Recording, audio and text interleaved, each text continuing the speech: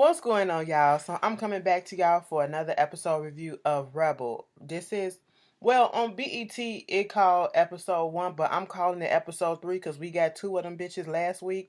But BET had already put both the next two episodes up in advance, so this is what I'm doing. So when y'all get this, it's gonna be early. Y'all ain't gotta wait. But anyway, Rebel.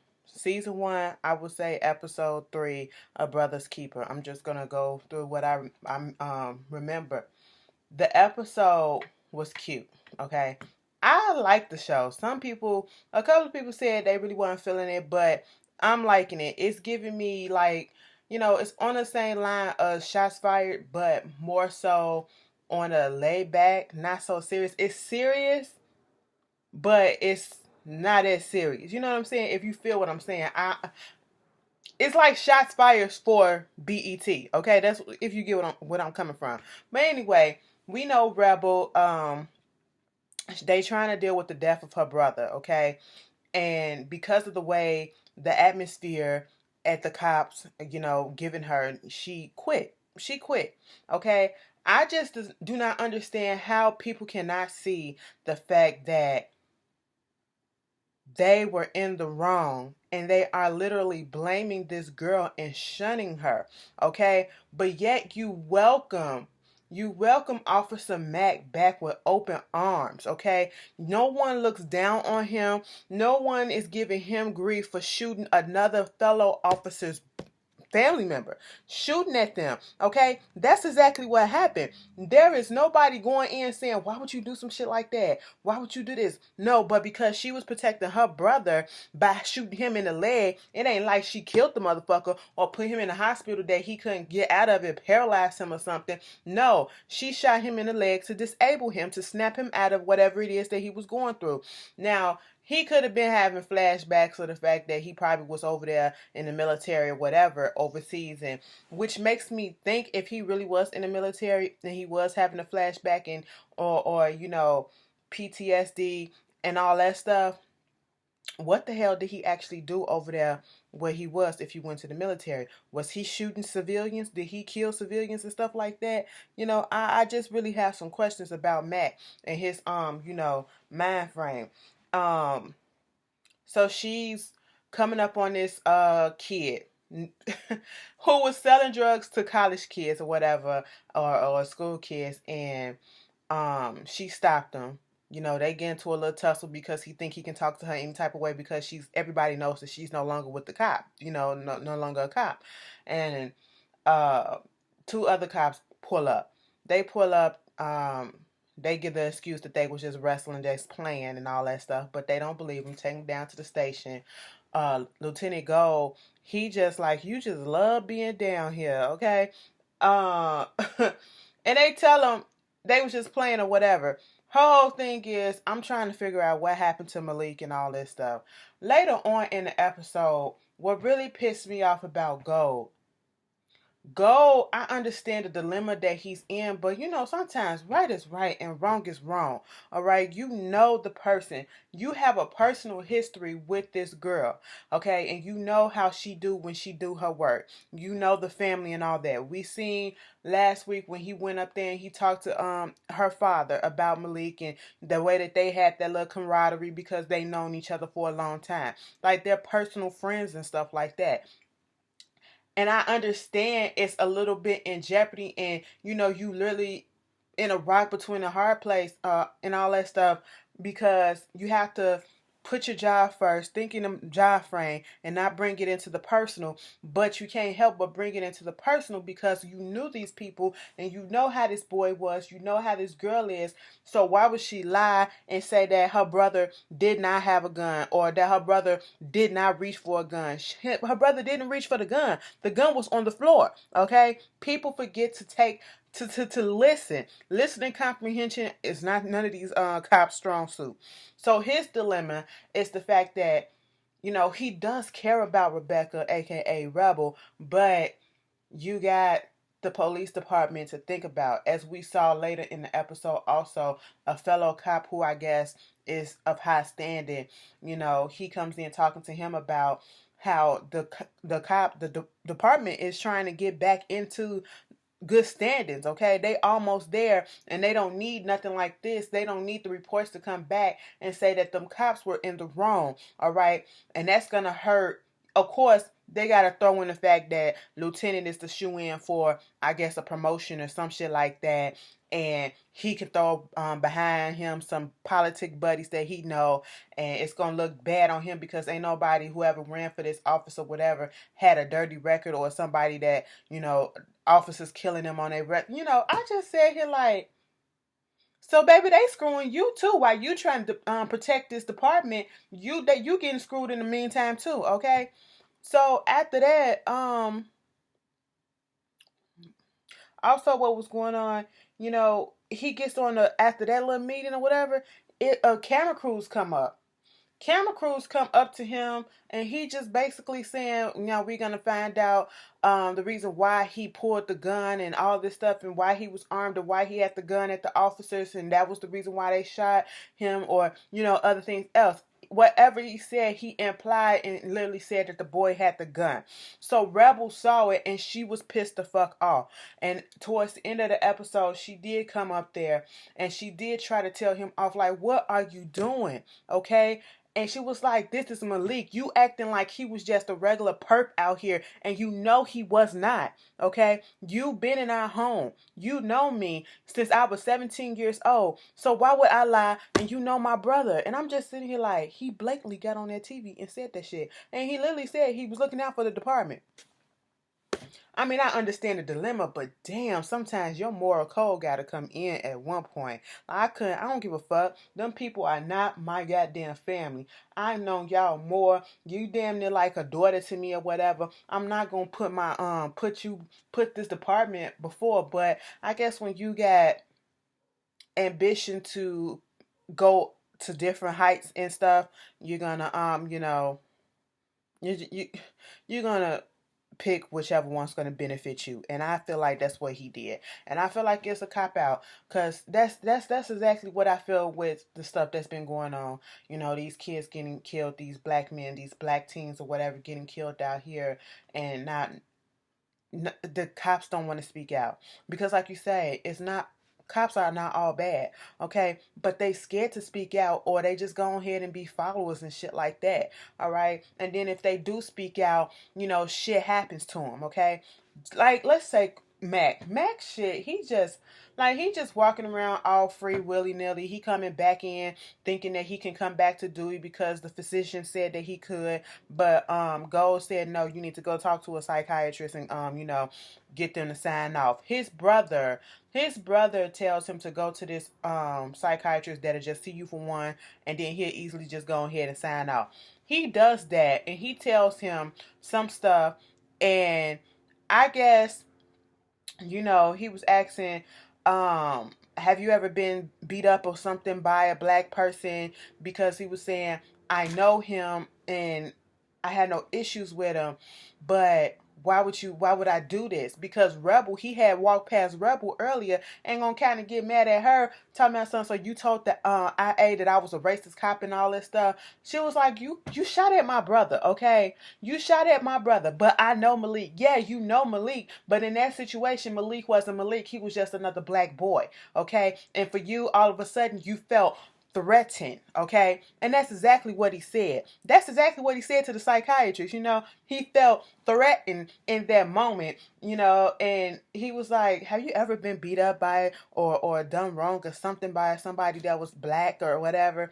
He gives this story about how him and his brother were younger. His mother had this team. I forget what type of team it was, but they travel or whatever, and he was in the bathroom, and these 4 black dudes came up in there and beat up Jimmy, and instead of him helping, he ran out and got his mama, and by the time he came back, Jimmy was fucked up, and so the therapist wanted to explore more of that. He said nope. He signed that paper and deuces. Go to them going back to the police station. Mac is reinstated, okay, clear to go and do everything that he needs to do, regular duties or whatever. Jimmy and him in the bathroom talking about the whole thing, and he was like, "Yeah, I told him the story about the bathroom incident." He was like, "Did you tell him everything?" He said, "Fuck no, I ain't tell him everything." And it was like, it was cool what happened. When you went back and you came back with that bat and you just started busting them niggas' head in. That's basically what he wanted to say. That's basically what he was saying. It was a totally different story than what Mac told the therapist. I said, what the fuck? And then Jimmy is just outwardly, just blatantly racist. He said, now I know some black people can run and stuff, but they weren't quick enough for that. I said, ugh, it was just disgusting. It was just really, really disgusting. We saw Brim. Sheena and her was working with Rebel, trying to figure out what was going on. Rebel still got a few contacts. She goes to the morgue and she finds, see the autopsy report, see that her brother was shot 13 times, okay? And, the mortician was telling, what's the name, coroner, whatever, she was telling her exactly, showing the pictures and all that stuff. And this shows that he did not have a gun. He was not reaching for the gun. Where he was shot at, how he was shot, it shows that there was no possible way that he was reaching for a gun. But even though that could be used in court and showed that, the police were not justified in shooting him and killing him, it also showed a drawback. The drawback is the fact that he had cocaine in his system. This put Rebel in a rage because she already knew that this is what they're going to do. It is the MO that they do to this day. Black men or an innocent, I'm going to just say an innocent civilian get killed, okay? But don't let them be a minority because they're going to go through their whole background and they're going to put up all the police reports. They're going to put up all the drug charges if they have it. They're going to paint them as this, paint them as that, and forget about the fact that that was then. We're not talking about the past because the past has nothing to do with the fact that an unarmed citizen was killed. Okay? That's what it is. And sure enough, when she finds this out, she's going through Malik's room. She's just going through his room, going through his things, and she do find some cocaine. The dad knew that he was doing some stuff, and he still feels a way about the fact that, when the mother died, he said, this is a different type of hurt. I hurt when my mother died, when the wife died, okay? But this is my son. This is my seed.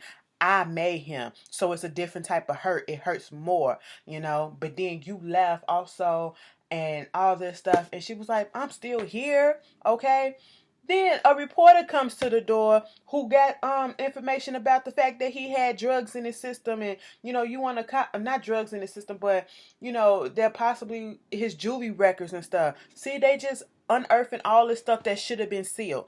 All right, and it was just really messed up. That's why she went down there to go to try to tell him, please do not let them release this information about the cocaine being in his system. And then the father was sitting in the house when she was gone. And Brim, his friend that we see in the first episode where he was rapping to, he come over with this pastor. And they want to throw a rally on behalf of Malik. And they want to get his music out there and all this stuff. And the way it almost seems as if they knew the way to get the dad to say yes to all of this was just to give him something to drink. But then he got up and left. And then Rebel was standing right there and was like, what are you trying to do? And it did seem kind of shady. It seemed so shady because then when you start talking about his legacy and stuff and talking about the injustice that happened, but then you want to throw out there, oh, his music. And I'm like, so what you thinking about trying to make a profit off his stuff, his death? It threw me off, and that's why Rebel said, get out of here, we're not going to do it. But later on, we saw the dad, being in the liquor store. Sheena was supposed to be watching him, and she lost him for a second, and then he snuck up on her. But then as she told Rebel, he forced me, he made me take him to this rally. He went on ahead to the rally that they was having for Malik, and they were speaking on it, and he spoke, and we see gold and all the police officer in SWAT gear and all that stuff, the brigade in the back. We see Jimmy and Matt come out. Oh, what you want to do? Let us go up there and do this. Jimmy couldn't wait to fucking beat somebody's head in, okay? Jimmy is the dangerous cop that I feel as though If Jimmy and Mac were not in the same department, Mac would be a better person. I think Mac wanna, like he gotta prove something to his big brother. And so he's trying to emulate him. He's trying to do something like him. And, oh, look, brother, this is what I did. Did I do good? That's what it feels like. He's not thinking on his own. It's like he's scared of Jimmy. I really do feel if he was in a different department or wherever they were not together, Mac can think on his own and wouldn't be that bad of a person. Certain stuff probably wouldn't happen. Bitch, my eyebrows. Okay. But anyway, because Jimmy is the trigger happy cop. The one that couldn't wait till a right bus off, and he probably the one that'll probably make entice the whole peaceful stuff, and be the main one with the Billy Club out there busting heads and shit. Okay, that's the tease that he gives. And at one point when the father Renee got through speaking, because he literally said, "We not going to stop. I'm not going to stop until I get justice for my son." And he made sure Gold and them, he was looking dead at him when he said that. And then they turned around to him and they was like, "Justice for Malik. Justice for Malik." And this is when Jimmy was like, "What's going to happen?" He go ordering more police officers. They said, "Don't engage yet unless they do something." Okay.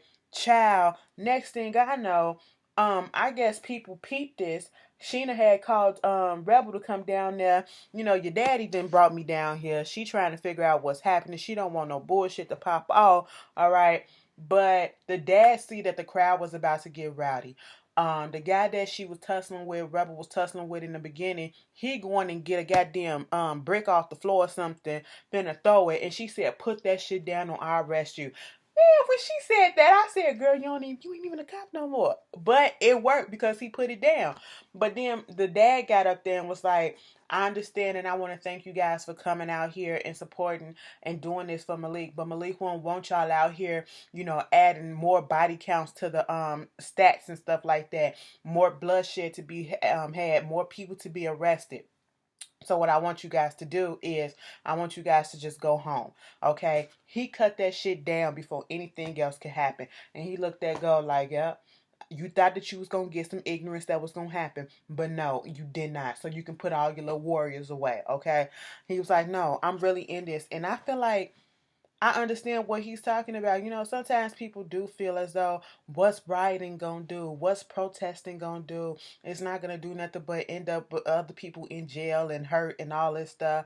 And that's what the vibe I got from it. I feel like they about to do something else that's gonna be a little bit more effective. But peaceful protesting and all that stuff, you got to start somewhere, okay? But I do like the fact that they, simmered it down a little bit and no one got hurt because they was prepared for it. They was waiting. They wanted a nigga to step out of line, okay? But anyway, what else went on? Um, the way she got that report, she got the information about the police that were actually the shooters, okay? She basically drugged the guy who was behind the ballistics and stuff with them food. Okay, put some laxative in there. He was eating that stuff. He had to go to the bathroom. While he in the bathroom, she getting all the information. So she figures out how many times a person shot a bullet. One cop shot 7 times. One shot 4 times.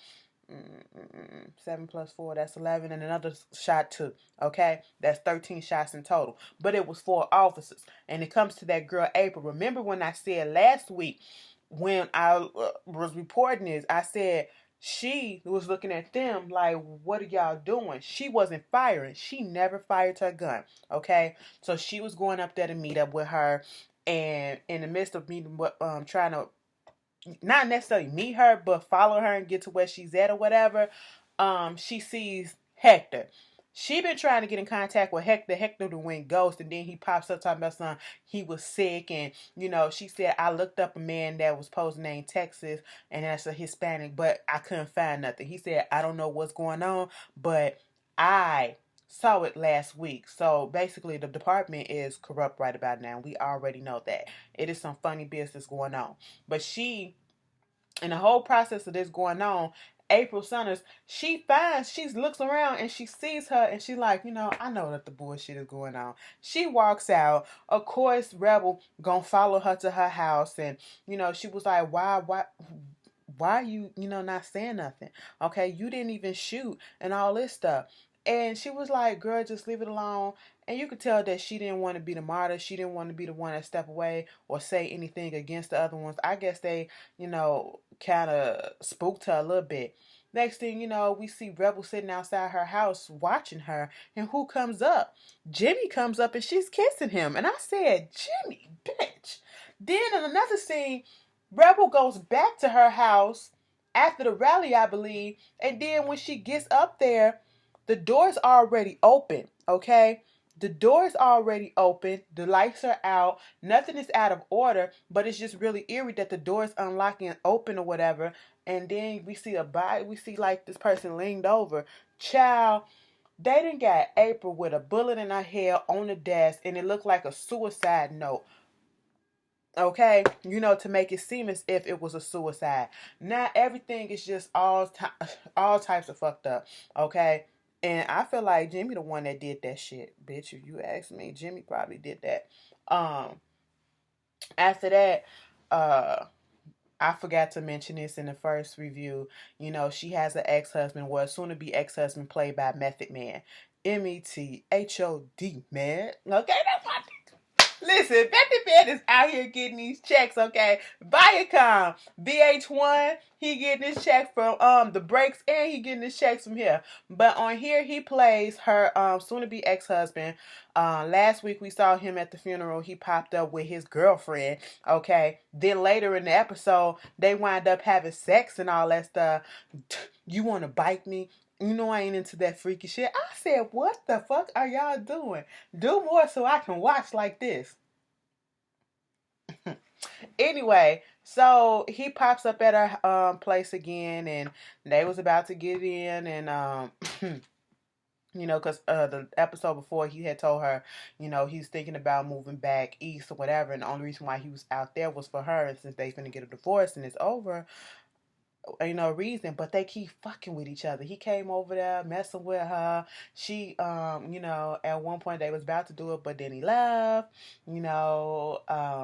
She go at the end of the episode, she goes to his house, and she has a breakdown about Malik and how their mother died when he was 2 years old. And oh, did I tell you that the daddy said, yeah, we're gonna give his merchandise and his music out for free. Ain't nobody making no money off of this. But she was talking to him. She was like, I was like his mother and his sister. I changed his diaper. I did all this and I did all that. And she was just having this moment with him, and he was connecting with her. And then here comes the bitch. I'm going to call her a bitch because I don't know the chick. But if you come to the door looking like, I got your man and what you going to do? Okay, lady saw on that ass. I got your man and you can't do nothing about it. Y'all, whatever. Lady Saw still preaching. She said she didn't get found and sell Jesus. And, Okay, but anyway. She came to the door with that smirk on her face like, bitch, what? I got your man, okay? And she looked at her like, you know what? Me and TJ, we still married, okay, bitch? So you a bona fide ass side hoe. I said, come through, bitch. Come fucking through. And she walked the fuck off. Let me tell you something. Episode 3 was good. I liked it. When I say y'all getting this early, meaning y'all gonna get it on Tuesday night, but you're gonna get it literally right after the show goes off. So, y'all tell me how y'all feel about it, and I will see you guys later. Peace.